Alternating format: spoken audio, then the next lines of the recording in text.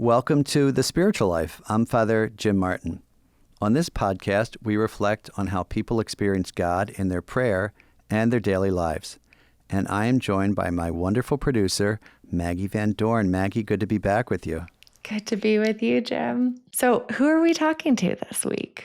This time we're speaking with Secretary Pete Buttigieg. And how did you first become introduced or connected to Secretary Pete? It's actually a funny story. A couple of years ago, I think during COVID, I was invited to receive an award from the Notre Dame LGBTQ Alumni Association.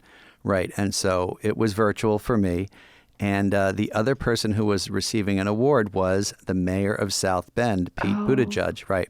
And I had to look him up and look up, how to pronounce his name. So I sort of tuned into this Zoom thing, which was at night. And I gave my little talk and they gave me an award, And then this guy stepped onto the stage and gave one of the most brilliant off-the-cuff talks I've ever heard. And I thought, who is this guy? I thought, it's amazing. He's so articulate. And I sort of filed it in the back of my mind. And I think about just a few months later, he announced that he was running for president. So incredible, that timing. Yeah, kind of an early fan. I mean, he really is, as you will see in this interview, very articulate and very smart. So that's how I met him, and we've corresponded from time to time since then. But Maggie, could you tell us a little bit more about Pete's background? Yeah, I'd be glad to. So Pete Buttigieg served as the 19th U.S. Secretary of Transportation from 2021 to 2025 under President Joe Biden. Prior to that, Pete served as an intelligence officer in the U.S. Navy Reserve and was, as you mentioned, the 32nd mayor of South Bend, Indiana, where he earned the popular nickname Mayor Pete. Now I think his ex-Twitter handle is Secretary Pete. So this moniker followed Pete to the 2020 Democratic presidential primaries, where he became the first openly gay person to win a U.S. presidential primary or caucus. Pete was born in South Bend, Indiana. He's the son of two Notre Dame professors. And one of those professors, before meeting his mom, Pete's dad, was a Jesuit, which is something we definitely will talk about later in the show. Pete wasn't raised in a particularly religious home, but South Bend is a city that is steeped in Catholicism. And Pete really credits his high school, St. Joseph's, for deepening his moral conscience. And we hear about the influence of an Old Testament professor in developing this kind of robust conscience. So then Pete goes on to study history and literature at Harvard University, and then philosophy, politics, and economics as a Rhodes Scholar at the University of Oxford. It was during that time in Oxford that Pete found himself drawn to the Anglican Church. And in June 2018, Pete and his partner, Chasten Glesman, were married in the Episcopal Church of St. James in South Bend. Together, Pete and Chasten have adopted twins, Penelope and Gus. It's a great interview, and we'll get to it shortly. But first, Maggie, what is our audience question this week? Yeah, so this question comes from Jackie. And I thought it was especially fitting given our guest, Pete, as a political leader. Jackie asks, how can we be leaders in our lives during dark times, drawing upon our spiritual relationship with God? Well, first of all, thanks, Jackie. That's a great question. I really focused on the word leaders when I was thinking about this, what it means to be a leader during dark times. And I think leaders really have to be an example for people, obviously. And one of the ways to be an example for people during dark times is always to point them towards hope. I've talked about this in different places, but during the COVID pandemic, one of the shorthand expressions I had for people who asked was that hope is always coming from God and despair never is. And so even in dark times, we have to point them to hope. We have to point them to optimism, which is a little different. We have to point out where God is at work, help them see where God is. And we also have to remind them that, our faith is based in the resurrection. And the darkest times for the disciples were behind closed doors on Good Friday and Holy Saturday. But, Jesus has other ideas. And really one of the messages of the resurrection is nothing is impossible with God. And so always pointing people towards that way of looking at things and that perspective. It's a post-resurrection perspective. So during dark times, I really think we have to be beacons of hope for people, and ourselves really believe that, right? Really be grounded in that, because you can't sort of point to something unless you know where it is. Right, right. And no one's going to follow you if they don't authentically see hope in you. Yeah, you can't just kind of put it on as like a facade. I mean, Everybody be hopeful. right, exactly, right. Even though I'm not, but no, you really have to cultivate that practice of hope, which again is different than optimism. Hope is in a person, right? Hope is in the person of Jesus Christ and in God. And really, again, I really base so much of my spiritual life on the resurrection, which is all about hope in the face of the disciples' despair.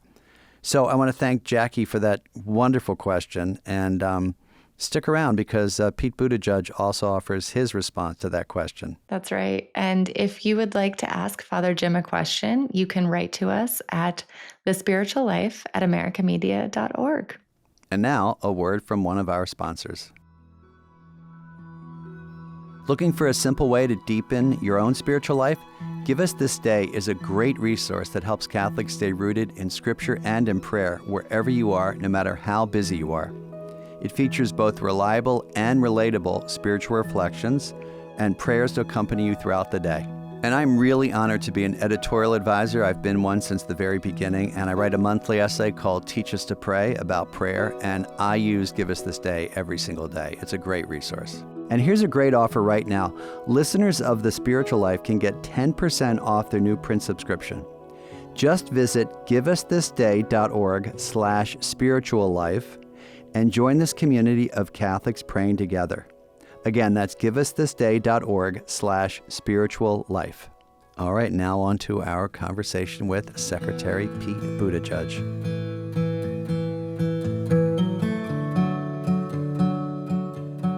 So, Secretary Pete Buttigieg, welcome to The Spiritual Life. Thank you. Thanks for having me on. It's a real honor. I am a fan, so we're very happy to have you here. I want to dive in. You can probably figure out the first question I'm going to ask you. As a Jesuit, one of the very first things I learned about you was that your father was a Jesuit.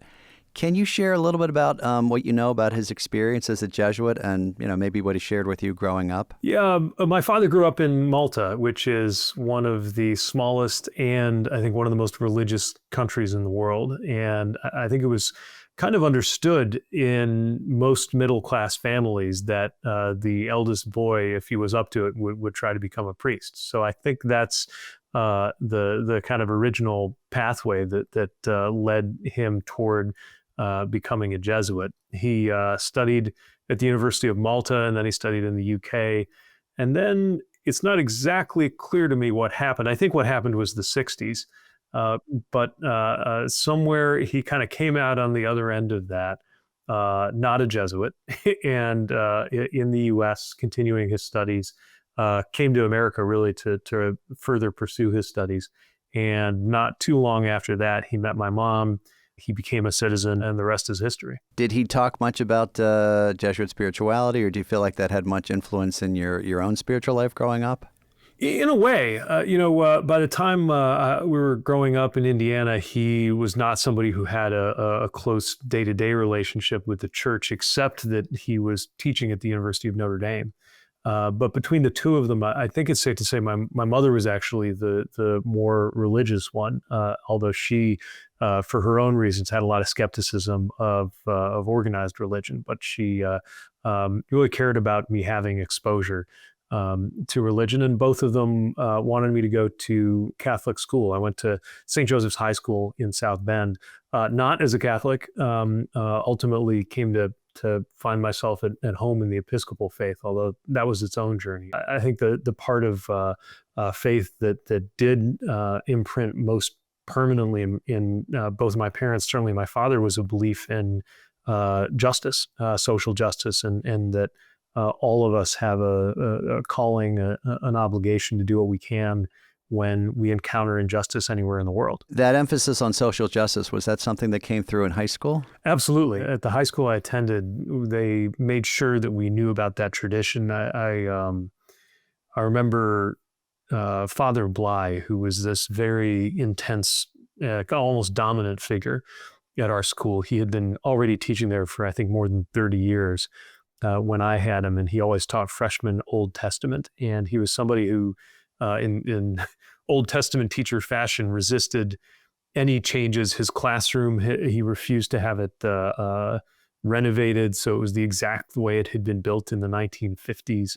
And one of the things he would do is he would pass out on Fridays copies of National Geographic from this enormous, seemingly bottomless archive that he had of National Geographics. He had one for every student, and would show us something somewhere in the world. Often it was an article about the Holy Land, or some place that we'd also been studying in some of the Old Testament stories he was teaching us. But I remember one time, for reasons that didn't make sense at first, he showed us this spread on what was happening in Arizona and New Mexico, and it was the Colorado River Basin. And he's showing us this satellite imagery, which I think was very kind of new in this 1980s National Geographic he was having us all look at, and showed us satellite images of golf courses in Arizona, and then started explaining that they had diverted so much water from the river, at least in his telling, that there were entire communities downstream toward Mexico that didn't have access to water anymore. And then I remember him saying, you're going to go to the mall this weekend and you're going to run into some atheists probably at the mall. He always hissed a little bit when he said atheists. Then they're going to say something like, there's no heaven, there's no hell, and there's no God. And you're going to be able to prove them otherwise. You're going to tell them there has to be a God, there has to be a heaven, and there certainly has to be a hell, because where else would you put the man who built this golf course? And I remember just being taken aback, but also impressed by this account of morality that was pretty novel for me as a 14-year-old in northern Indiana, and it's stuck with me to this day. Yeah, it's a very vivid way of actualizing the Old Testament. I read something, I think it was in a 2019 article, where you talked also about seeing a film about Archbishop Oscar Romero, which I'm assuming is that the Raul Julia film that you saw? Yeah, exactly. Yeah, I remember being shown that at some point when I was in high school, and that made a deep impression on me as well. This story of a figure in the church who, as I understand it, or at least as it's portrayed in the film Romero, is somebody who didn't really ask for any kind of political life, didn't want to be involved in politics, but because of the conflicts that were taking place, and the oppression of poor communities in the name of fighting communism, and a level of oppression and violence that it turns out the United States was covertly implicated in, and then ultimately stood up to that and paid for it with his life when he was assassinated. Just this extraordinary moral example that helped, I think, connect for me at least one version of what it meant to live by your faith in a way that links together the examples that are in Scripture of people who show fidelity to Christian teachings, even when it costs them their lives. And a case of that happening within my lifetime, or almost within my lifetime, in Central America. Yeah, and it's also a great example of someone who undergoes a conversion experience, right? From being, kind of on the side of the rich to, eventually seeing where he's needed.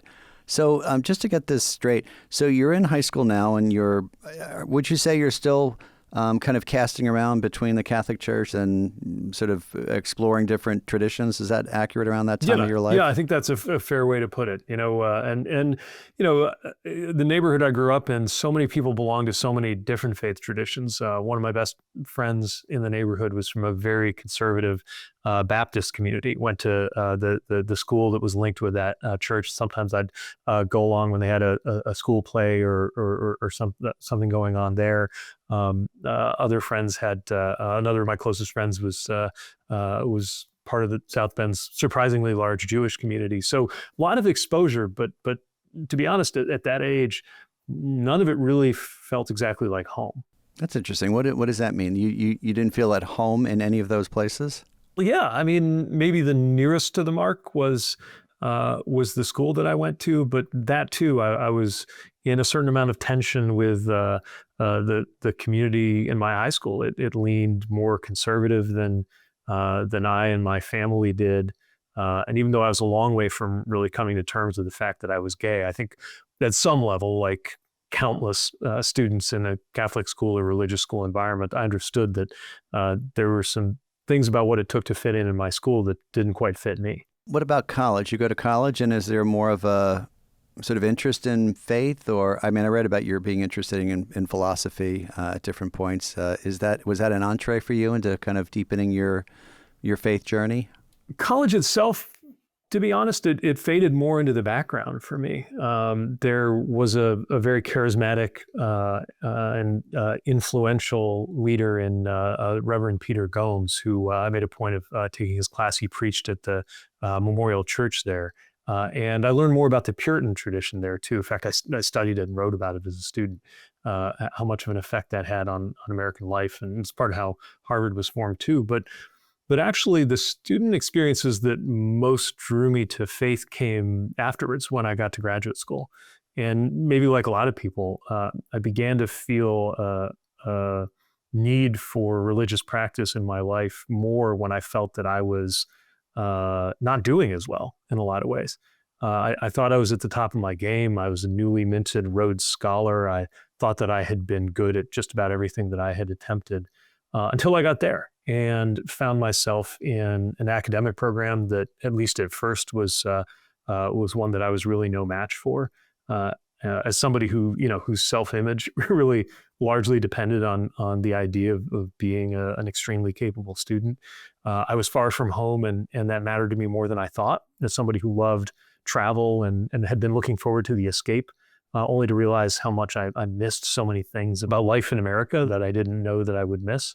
I was trying to figure out where I fit socially in an undergraduate program where, because the way it works there for a lot of Rhodes colleges, you take a second BA.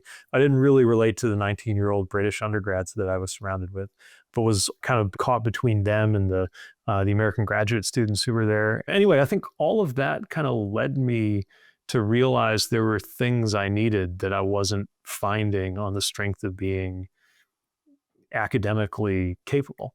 And meanwhile, I was at this institution, Oxford in the UK, that has such an extraordinary centuries-long faith tradition connected to it. Every one of the 30 or 40 colleges there had its own chapel. Many of them had their own choir, and many of them had daily services. And I started kind of following my feet and walking me into the different chapels and the different evensong services. And it began for the first time to feel like there was a liturgical practice that connected up with my own inner search that was getting more and more complicated. You've mentioned the liturgy a couple of times. Is there a way that the liturgy speaks to you on a deep level, or you feel kind of consoled being there? What is it that happens when you're in a liturgy that you feel is inspiring for you? What's going on inside? Yeah, something, and this again is something that I think really changed and evolved within me. I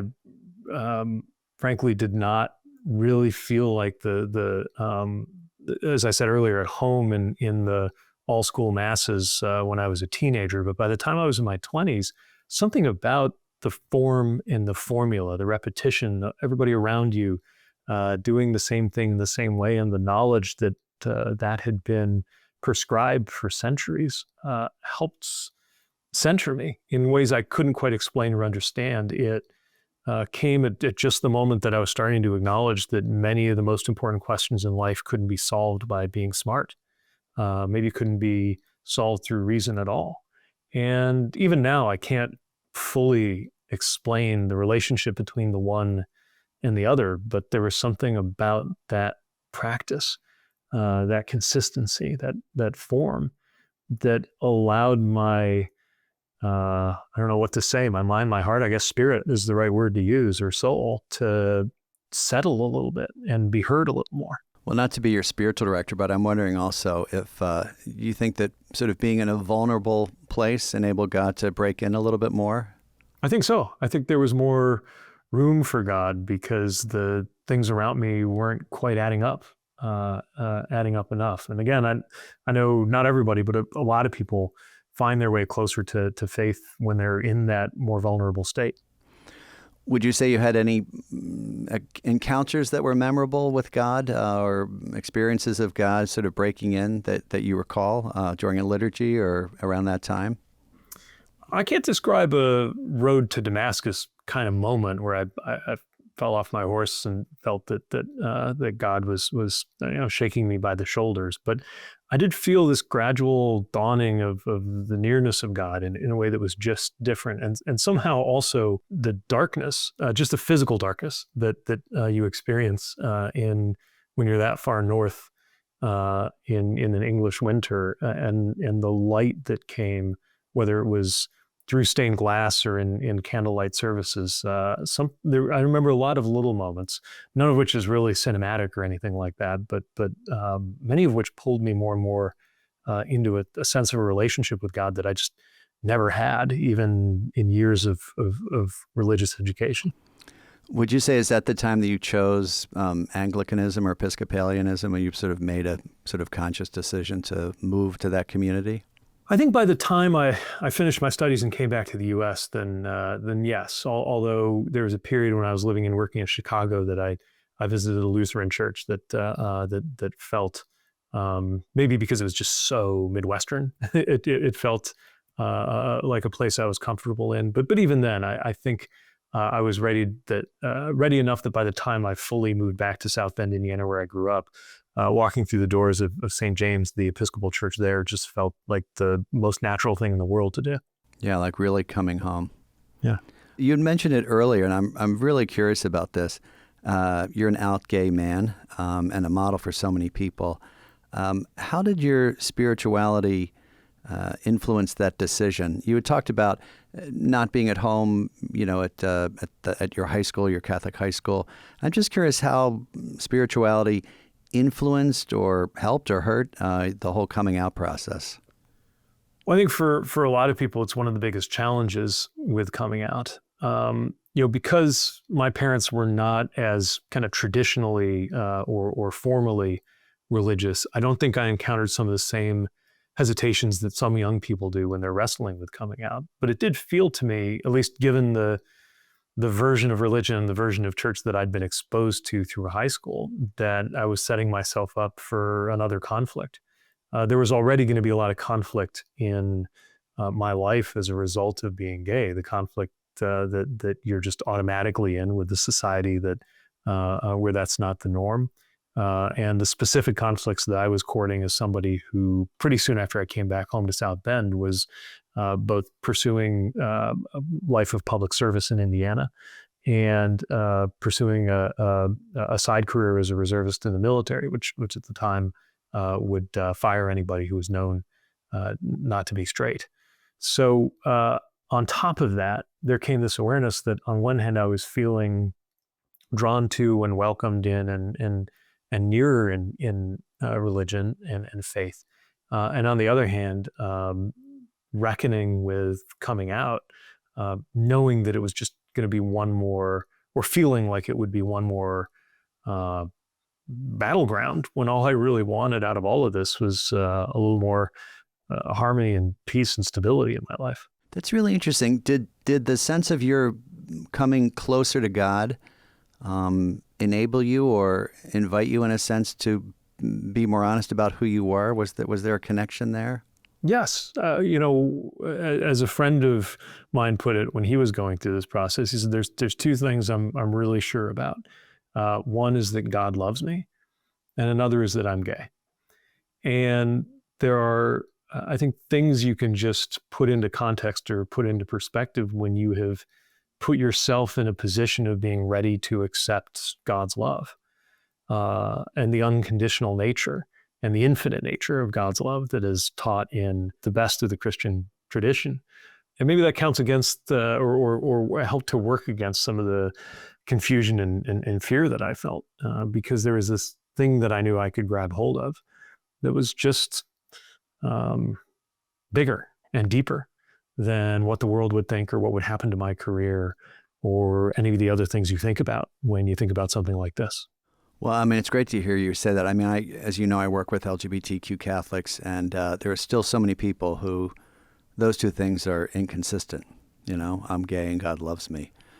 So thank you for being a model of freedom for so many people. Were there religious figures that helped you? Maybe in your church at South Bend, or anyone you knew who was welcoming to you? Absolutely. The priest at St. James, Father Brian Grants, who would go on to officiate our wedding, was somebody that I talked to before I was ready to explain myself to the world, and somebody who just always put me in touch with that deep sense of love and grace. And I think in his company, I understood that the biggest thing that my faith required of me was a kind of wholeness, trying to be one person, which is already hard when you're involved in public or political life. You're being set up to be a lot of different selves if you're not careful. But I don't think that's unique to people involved in politics, and I don't think it's unique to people who are struggling with coming out. I mean, all of us have some version of the fracture that happens in our identities. We go about our days and are all the different people we're supposed to be, for friends, for family, in the workplace, in the community. And he is somebody who I think really conducts his faith leadership partly by striving to see people as a whole, and in their whole selves. He also put me in touch with somebody else who became an important influence, who was the retired Episcopal bishop for that same region. What he and I had in common was that he had served in the military as well. And so as I was grappling with everything that went with being deployed, he was somebody who I turned to often. And I think that too was stabilizing as I thought through everything you think about when you're going through that stage of your life. Do you? You're probably one of the most public gay Christians in the United States. Do you get a lot of pushback from people who say gay people can't be religious? You're an abomination, et cetera, et cetera. And how do you? Well, actually, I know you probably do. How do you deal with that, and what enables you to deal with that, and with a sense of kind of calmness and centeredness? Partly I just try to remember that if I lived and grew up and formed my values in different circumstances or had different experiences, then I could believe any number of things that other people believe. Although I also think that no matter what you believe, there's a certain way you got to treat other people. I definitely experienced some of this around the time that I came out. There was a whole press conference, people denouncing me, and many of them doing it on a religious basis. Although, interestingly, a couple years later, one of the pastors who hosted that press conference on the steps of a church approached me and apologized, and had gone through whatever growth he went through to come to a different place in his own understanding of the relationship between who I was and what his faith taught. Of course, not everybody took that trajectory. And yet again, a lot of people were more welcoming than I expected, much more welcoming than I expected. By the time I was running for president, I actually had a lot of people approach me saying that they were relieved or thankful just to see someone from my political party talking openly about their faith. I would say there were almost as many people who were struggling with coming out as a Christian among their progressive friends as there were coming out in the way you might expect in a Christian community. And that was really eye-opening for me. Because to me, it was something I mentioned from time to time, something I cared about. My faith was certainly something I wanted to be transparent about. I didn't think of it as something that I was constantly pushing into the forefront of my political identity. And yet for so many people who would approach me when I was shaking hands on a fence line or at a town hall or in a backyard in Iowa or New Hampshire, it was actually the thing that they found most unique or most appealing about the campaign we built. Now I have to double back because someone had a press conference after you came out. Who was organizing anti-Pete Buttigieg is gay press conference? Oh, there's a whole, I'm sure you can still find it online. There was a pretty well-known far right Catholic figure who, as chance would have it, actually lived on my block. I mean, it's all in the neighborhood in a Oh, I place like think I South know who Bend. you mean, yeah. And he teamed up with some others. And, you know, you get a pretty thick skin when you're in politics. But obviously that was a new experience for me. Yeah, how did you deal with that? I mean, you get a pretty thick skin in politics, but that's so personal. Yeah, but everything's personal. That's one of the things local politics conditions you for. Matter of fact, a couple years later, that neighborhood experienced a really serious flooding issue. And I wound up in one of those scenarios you can imagine where a mayor is in a living room full of distressed neighbors who are asking a mayor a lot of tough questions. And he was as reasonable as anybody else, talking about it from a neighborhood perspective and constructive in that dialogue. So you just learn there's so many different sides to all of us. And, as somebody, just like I'm somebody who doesn't want to be judged or reduced to this or that side of who I am, try to remember that's got to be something you hold out for anybody and everybody who crosses your path, especially in a realm like politics where we're all supposed to approach the public square and be citizens on a equal footing, at least in terms of, we have an equal vote and we're equally protected by the Constitution. And I try also to align that with some of the teachings of my faith, that all of us are, no matter how righteous any one of us likes to think they are, or famous or wealthy or the rest of it, that all of us are equal in the eyes of God. Yeah, and someone said we're not supposed to judge, right? It wasn't just Pope Francis. So you're married now, and Yeah. I'm curious, as people know, and you have 2 kids. How has your experience of God or spirituality changed by or through being married and being a father? Well, I think most parents will tell you that it really just takes you all the way back to the basics as a human being, because you have this love you can't even explain for these 2, in our case 2, we had twins, little humans who just challenge you in every possible way. I mean, first of all, it's just the physical challenge of the sleep deprivation of being up every couple hours to feed them and get the bottles ready and all the things that happen in those first weeks of bottle feeding and diaper changing 24/7. And then challenging you in different ways, like when took them to the park and Chasten was out of town, and I was trying to keep them away from the parking lot where the cars were, and they're about 2 years old and they're getting faster, and the 2 of them just look at each other, grin, and then take off running in opposite directions. I'm trying to figure out, what am I supposed to do next? It's so humbling. And the other thing that I think really makes you think about the same questions that you think about, or at least that I think about in church and in religious practices, that anything is possible. They have this openness to miracles that I love being back in touch with.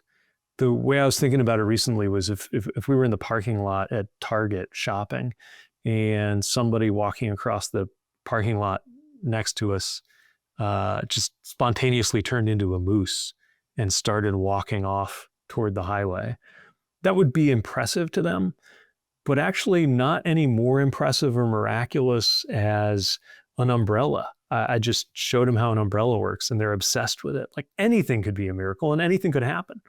Every day there's something new, some new unfolding of love and also of just the sheer emotional and personal challenge of being a parent that I think for so many of us moves us closer to God. And then, more specifically in the Christian tradition, gives me a different and more, I guess, raw understanding of what is contained in the idea of the Trinity and the narrative of God giving up his son for the salvation of all of us. That's interesting. Can we go a little deeper on that? Meaning that you and Chasten are sort of sacrificing yourselves for your children. Is that what you mean? No, well, I don't mean it that way. Although there's certainly, a sense that you're preparing your replacement in this world. I just mean in terms of one of the most raw and challenging things, I think, in Christianity is this idea of God experiencing pain. And, this goes back to the Old Testament tradition, and it's Jacob, right, who's wrestling with God, and the idea that God could be wrestling with anybody. There's God struggling, but then there's also the idea of God hurting. And like our son, just the other day, he somehow got into the car while I wasn't looking. And by the time I got him back out of the back seat of the Jeep, he'd done something to his finger. I still don't quite know what he did, but he smushed it and he tore some of the skin, and he didn't need stitches or anything, but we needed a bunch of Band-Aids, and it was awful. It was like traumatizing, obviously for him, but also like kind of horrifying for me. And this was like he hurt his finger, like he'll be fine. But it just like took over my entire psyche until I had him a little bit calmer and got the ice pack and got the little Neosporin on the Band-Aids and figured out a way to wrap the one Band-Aid around the other Band-Aid so it wouldn't hurt the two different parts of his finger that he cut. And, the central story of the New Testament involves the grisly execution of the Son of God. And when you imagine the kind of pain and struggle that I think reflects more broadly the thought of a personal God who seeks the redemption and well-being for all of us, witnessing and experiencing everything that all of us go through and do, good, bad, and ugly. I don't know, it just makes it so much more searing and so more visceral now that I've got kids. No, that's beautiful. So understanding the Father's pain for his son on the cross. Yeah, because I think at least most American liberal Christians, I think it's safe to say, to the extent that we have affinity or identity in the Holy Trinity, it's mostly the Son that we're relating to, right? And that's kind of, in a way, the point of the arrival of the incarnate figure of Jesus Christ, a little more relatable than the God the Father of the Old Testament. Maybe this is just the way of the world, but now I'm in my 40s and I'm a father, and I'm starting to better align with the style that is presented, the style of love and the style of concern that we associate with God the Father. That's beautiful. I mean, it really does. It's an entree into the Trinity, right? Into that relational aspect of the Trinity. I remember hearing one of my theology professors say that, most Christians have a really impoverished view of the Trinity. We don't really think of the Trinity. And he described it as the old man, Jesus, and the bird. I mean, that's basically it. And so that's really beautiful. So to have that insight into the Father's love. How about marriage? What does marriage change your relationship with God, or your understanding of God's love, or what would you say? Well, marriage, like faith, teaches you to be concerned about someone that isn't you. And not just to be concerned about, but to prioritize someone that isn't you. And again, that happens in a whole different way when you become a parent. But when you take and make that vow to somebody that you're going to be there for them and put them first, you, I think, express something that is also a very important part of our relationship to God, or certainly in my faith tradition, something that's very central, which is setting yourself aside. And importantly, that when you do that in this deep way, you're better off for it.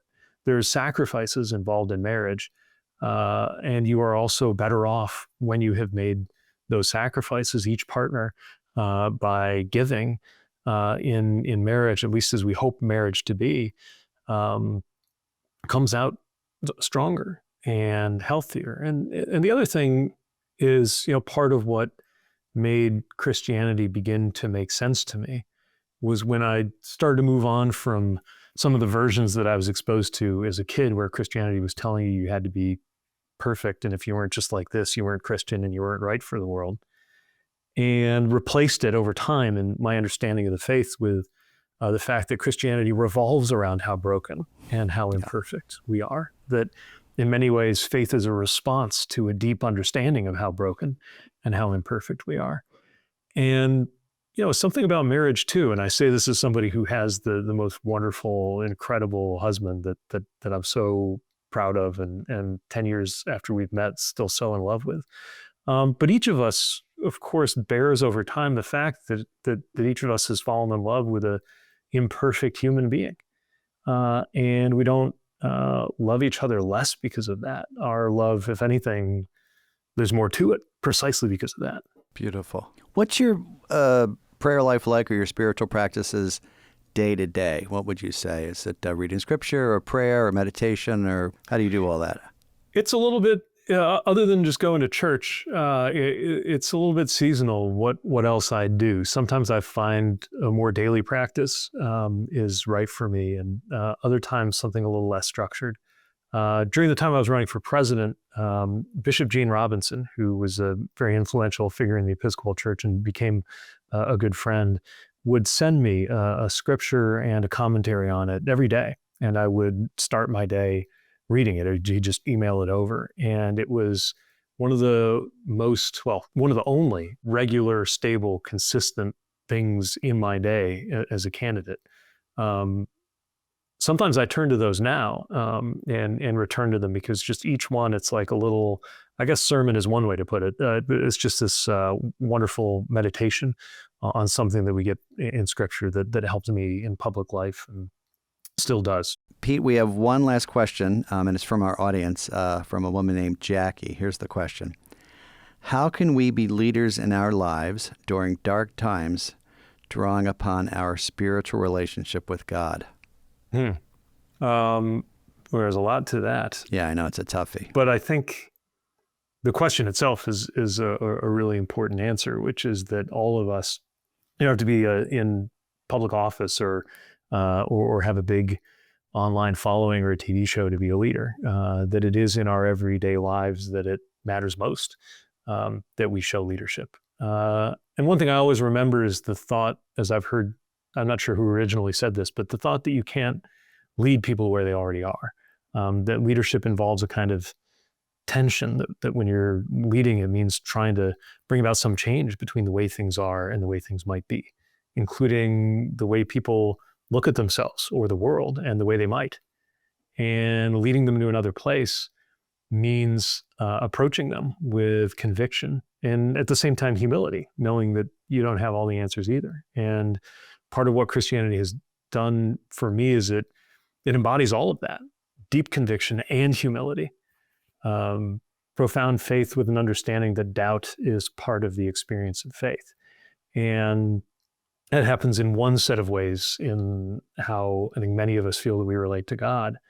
But it's also a huge part of citizenship, just what it means to talk to people around you about what you believe is right and wrong, and how we could be better off. And the truth is, and I say this as somebody who's run for president and held high political office, the truth is the most important changes come from the ground up. They come from people having those kinds of conversations with their neighbors and loved ones.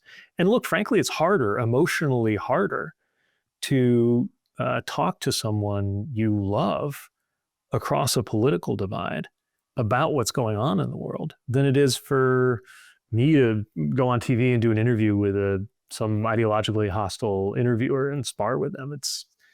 We feel it so much more deeply when we're talking with and engaging people we already know and love and care about. But no, that's part of the idea of witness. And the Christian tradition certainly calls all of us to move through the world in a way that's consistent with what we have been taught about the love of God, about identifying with those who are the least among us, making ourselves useful to others. And again, the very question, I think, contains the most important answer, which is that it's up to everyone. Well, thank you, Secretary Pete. Thank you for being a witness, not just for, as you're usually sort of characterized, a witness for LGBT people, but also for public Christians. You're a very profound witness and a very articulate one. So I want to thank you for being on The Spiritual Life. Wish you and Chasten the best, and good luck picking up your kids at swim practice. I hope it all goes well. Thanks very much.